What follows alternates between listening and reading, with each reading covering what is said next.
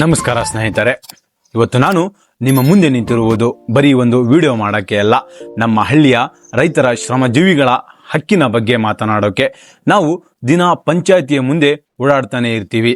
ಆದರೆ ನಮ್ಮ ಗ್ರಾಮ ಪಂಚಾಯಿತಿಗೆ ಸರ್ಕಾರದಿಂದ ಎಷ್ಟು ಹಣ ಬರುತ್ತೆ, ಯಾವ ಕೆಲಸಕ್ಕೆ ಎಷ್ಟು ಲಕ್ಷ ರೂಪಾಯಿ ಸಿಗುತ್ತೆ ಅನ್ನೋದೇ ನಮ್ಮಲ್ಲಿ 90% ಜನರಿಗೆ ಗೊತ್ತೇ ಇಲ್ಲ.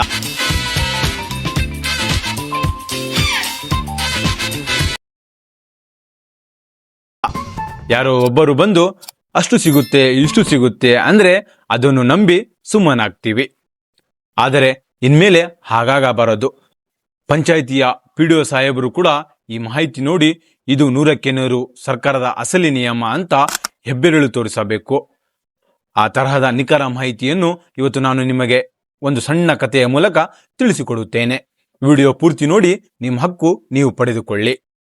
ನಮ್ಮದೇ ಹಳ್ಳಿಯ ರಂಗಪ್ಪ ಅಂತ ಒಬ್ಬ ಪ್ರಾಮಾಣಿಕ ರೈತರಿದ್ದಾರೆ ಅಂದುಕೊಳ್ಳೋಣ. ರಂಗಪ್ಪನಿಗೆ ಒಂದು ಆಸೆ, ತನ್ನ ಜಮೀನಿನಲ್ಲಿ ಒಂದು ಸಣ್ಣ ಹಟ್ಟಿ ಕಟ್ಟಡ ಕಟ್ಟಬೇಕು ಮತ್ತು ಒಂದು ಬೋವಿ ತೋಡಿಸಬೇಕು, ಮನೆಗೊಂದು ಶೌಚಾಲಯ ಮಾಡಿಸಬೇಕು ಅಂತ. ಆದರೆ ಕೈಯಲ್ಲಿ ಕಾಸಿಲ್ಲ. ಯಾರೋ ಹೇಳಿದ್ರು ಅಂತ ಪಂಚಾಯಿತಿಗೆ ಹೋದ್ರೆ ಅಲ್ಲಿ ಹೋದಾಗ ಸರಿಯಾಗಿ ಮಾಹಿತಿ ಕೊಡೋರು ಇರಲ್ಲ. ರಂಗಪ್ಪ ಬೇಸರದಿಂದ ಮನೆಗೆ ಹೋಗುವ ಸಂದರ್ಭದಲ್ಲಿ ನಮ್ಮೂರಿನ PDO ಸಾಹೇಬರು ಎದುರಿಗೆ ಸಿಕ್ಕಿ ಅಸಲಿ ಕತೆ ಬಿಚ್ಚಿಟ್ರು. PDO ಸಾಹೇಬರು ರಂಗಪ್ಪನಿಗೆ ಹೇಳಿದ ಆ ರಹಸ್ಯಗಳೇನು ಗೊತ್ತಾ? ಅದನ್ನೇ ಇವತ್ತು ನಾನು ನಿಮಗೆ ಹೇಳುತ್ತಿರುವುದು. ಮೊದಲನೆಯದಾಗಿ ಉದ್ಯೋಗ ಖಾತರಿ ಯೋಜನೆ ಅಥವಾ MG ನರೇಗಾ.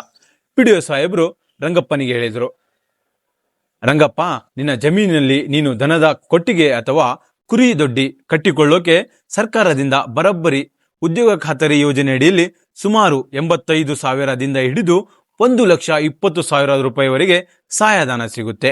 ಬರೀ ಅಷ್ಟೇ ಅಲ್ಲ, ನೀನು ನಿನ್ನ ಜಮೀನಿನಲ್ಲಿ ಕೃಷಿ ಹೊಂಡ ತೋಡಿಸಿದರೆ ಅದಕ್ಕೆ ಕೂಲಿ ಮತ್ತು ಸಾಮಗ್ರಿ ವೆಚ್ಚ ಸೇರಿ ಅಂದಾಜು 80,000ದಿಂದ 1,50,000 ರೂಪಾಯಿವರೆಗೆ ಪಂಚಾಯಿತಿಯಿಂದಲೇ ಮುಂಜಾರಾಗುತ್ತದೆ. ರಂಗಪ್ಪ ಆಶ್ಚರ್ಯದಿಂದ ಕಣ್ಣು ಅರಳಿಸಿ, ಹೌದಾ ಸಾಹೇಬ್ರೆ, ಇಷ್ಟೊಂದು ಹಣ ಸಿಗುತ್ತಾ ಅಂದ.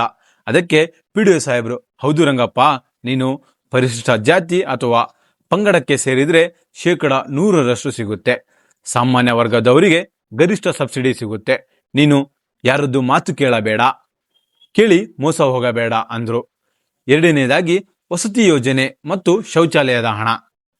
ರಂಗಪ್ಪ ಮತ್ತೆ ಕೇಳಿದ, ಸಾಹೇಬ್ರೆ, ನನ್ನ ಮಗನಿಗೆ ಒಂದು ಮನೆ ಕಟ್ಟಿಸಬೇಕು, ಮನೆಗೊಂದು ಶೌಚಾಲಯ ಮಾಡಿಸಬೇಕು, ಅದಕ್ಕೆ ಎಷ್ಟು ಸಿಗುತ್ತೆ? PDO ಸಾಹೇಬರು ನಕ್ಕು ಹೇಳಿದ್ರು, ರಂಗಪ್ಪ, ಪ್ರಧಾನಮಂತ್ರಿ ಆವಾಸ್ ಯೋಜನೆ ಅಥವಾ ನಮ್ಮ ರಾಜ್ಯ ಸರ್ಕಾರದ ವಸತಿ ಯೋಜನೆಗಳ ಅಡಿಯಲ್ಲಿ ನೀನು ಹಳ್ಳಿಯ ಮನೆ ಕಟ್ಟಿಕೊಳ್ಳೋಕೆ 1,20,000 ರೂಪಾಯಿಯಿಂದ ಹಿಡಿದು 1,50,000 ರೂಪಾಯಿವರೆಗೆ ನೇರ ಹಣ ಸಿಗುತ್ತೆ. ಇನ್ನು ಮನೆಗೊಂದು ಸ್ವಚ್ಛ ಭಾರತ್ ಮಷೀನ್ ಅಡಿಯಲ್ಲಿ ಶೌಚಾಲಯ ಕಟ್ಟಿಕೊಳ್ಳೋಕೆ ಅದಕ್ಕೆ 12,000ದಿಂದ 15,000 ರೂಪಾಯಿ ನೇರವಾಗಿ ನಿನ್ನ ಬ್ಯಾಂಕ್ ಖಾತೆಗೆ ಜಮಾವಾಗುತ್ತದೆ. ಸ್ನೇಹಿತರೆ, ಕತೆ ಇಲ್ಲಿಗೆ ಮುಗಿಯಿಲ್ಲ. PDO ಸಾಹೇಬರು ರಂಗಪ್ಪನಿಗೆ ಮತ್ತೊಂದು ಪ್ರಮುಖ ವಿಷಯ ಹೇಳಿದ್ರು. ಅದೇ 15ನೇ ಹಣಕಾಸು ಯೋಜನೆ. ಪ್ರತಿ ವರ್ಷ ನಮ್ಮ ಪಂಚಾಯಿತಿಗೆ ಸರ್ಕಾರದಿಂದ ಲಕ್ಷಾಂತರ ಕೋಟ್ಯಾಂತರ ರೂಪಾಯಿ ಹಣ ಬರುತ್ತೆ. ಹಳ್ಳಿಯ ರಸ್ತೆ ಸುಧಾರಣೆಗೆ, ಕುಡಿಯೋ ನೀರಿನ ಪೈಪ್ಲೈನ್ ಲೀಕೇಜ್ ಸರಿಪಡಿಸೋಕೆ, ಬೀದಿ ದೀಪಗಳು ಹಾಕೋಕೆ ಅಂತಲೇ ಲಕ್ಷ ಹಣ ಪಂಚಾಯಿತಿ ಖಾತೆಯಲ್ಲಿರುತ್ತೆ. ಆದರೆ ಹಳ್ಳಿಯ ಜನರಿಗೆ ಈ ಬಗ್ಗೆ ಮಾಹಿತಿ ಇರುವುದಿಲ್ಲ. ಕೆಲವೊಮ್ಮೆ ಈ ಹಣ ಸರಿಯಾಗಿ ಬಳಕೆಯಾಗದೆ ವಾಪಸ್ ಹೋಗುತ್ತೆ ಅಥವಾ ದುರುಪಯೋಗ ಆಗುತ್ತೆ. ನಿಮ್ಮ ಹಳ್ಳಿಯ ಚರಂಡಿ ಸರಿಯಾಗಿಲ್ಲ ಅಂದಾಗ ಪಂಚಾಯಿತಿಯಲ್ಲಿ ಕಾಸಿಲ್ಲ ಅಂತ ಯಾರಾದರೂ ಹೇಳಿದ್ರೆ ನಂಬಬೇಡಿ. ಗ್ರಾಮ ಸಭೆ ನಡೆದಾಗ ನೇರವಾಗಿ ಹೋಗಿ ಪ್ರಶ್ನೆ ಮಾಡಿ. ವರ್ಷಕ್ಕೆ 2 ಬಾರಿ ಗ್ರಾಮ ಸಭೆ ನಡೆಯಲೇಬೇಕು ಅನ್ನೋದು ಸರ್ಕಾರದ ಕಡ್ಡಾಯ ನಿಯಮ. ಅಲ್ಲಿ ನಿಮ್ಮ ಹಕ್ಕನ್ನು ನೀವು ಕೇಳಬೇಕು. ಇವತ್ತು ಈ ವಿಡಿಯೋ ಮುಖಾಂತರ ನಾನು ನಮ್ಮ ಎಲ್ಲ ಗ್ರಾಮ ಪಂಚಾಯಿತಿಯ PDO ಸಾಹೇಬರಿಗೂ, ಅಧ್ಯಕ್ಷರಿಗೆ ಮತ್ತು ಸದಸ್ಯರಿಗೆ ಕೈ ಮುಗಿದು ಒಂದು ವಿನಂತಿ ಮಾಡಿಕೊಳ್ಳುತ್ತೇನೆ. ಸ್ನೇಹಿತರೆ, ಅಧಿಕಾರಿಗಳೇ ನಮ್ಮ ಹಳ್ಳಿಯ ರೈತರ ಶ್ರಮಜೀವಿಗಳು, ಬೆವರು ಸುರಿಸಿ ದೇಶಕ್ಕೆ ಅನ್ನ ಕೊಡುವವರು. ಅವರಿಗೆ ಸರ್ಕಾರದ ನಿಯಮಗಳು, ಕಾಗದ ಪತ್ರಗಳ ಸಂಕೀರ್ಣತೆ ಅರ್ಥವಾಗಲ್ಲ. ದಯವಿಟ್ಟು ಅವರ ಅಜ್ಞಾನವನ್ನು ಬಂಡವಾಳ ಮಾಡಿಕೊಳ್ಳಬೇಡಿ. ಪಂಚಾಯಿತಿಗೆ ಬರುವ ಪ್ರತಿ ಪೈಸಾ ಅನುದಾನ ಮಾಹಿತಿಯನ್ನು ಪಂಚಾಯಿತಿಯ ನೋಟಿಸ್ ಬೋರ್ಡ್ ಮೇಲೆ ಸ್ಪಷ್ಟವಾಗಿ ಬರೆಯಿರಿ. ಯಾವ ಕೆಲಸಕ್ಕೆ ಎಷ್ಟು ಹಣ ಬಂದಿದೆ ಅಂತ ಜನರಿಗೆ ತಿಳಿಸಿ. ಹಳ್ಳಿಯ ಜನ ಉದ್ಧಾರ ಆದರೆ ಮಾತ್ರ ನಮ್ಮ ದೇಶ ಉದ್ಧಾರ ಆಗೋಕ್ಕೆ ಸಾಧ್ಯ. ನಾನು ಒಬ್ಬ ಸಾರ್ವಜನಿಕ ಸೇವಕನಾಗಿ ಈ ಜವಾಬ್ದಾರಿಯನ್ನು ತೆಗೆದುಕೊಂಡಿದ್ದೇನೆ. ಇನ್ಮೇಲೆ ನಮ್ಮ ಹಳ್ಳಿಯ ಯಾವುದೇ ರೈತ ಅಥವಾ ಬಡ ಪಂಚಾಯಿತಿ ಕಚೇರಿಯ ಮುಂದೆ ತಲೆ ತಗ್ಗಿಸಿ ನಿಲ್ಲಬಾರದು. ತನ್ನ ಹಕ್ಕನ್ನು ತಾನು ಗಂಟಲು ಎತ್ತಿ ಕೇಳಬೇಕು. ರಂಗಪ್ಪನಿಗೆ ಸಿಕ್ಕ ಮಾಹಿತಿ ಇವತ್ತು ನಿಮಗೂ ಸಿಕ್ಕಿದೆ.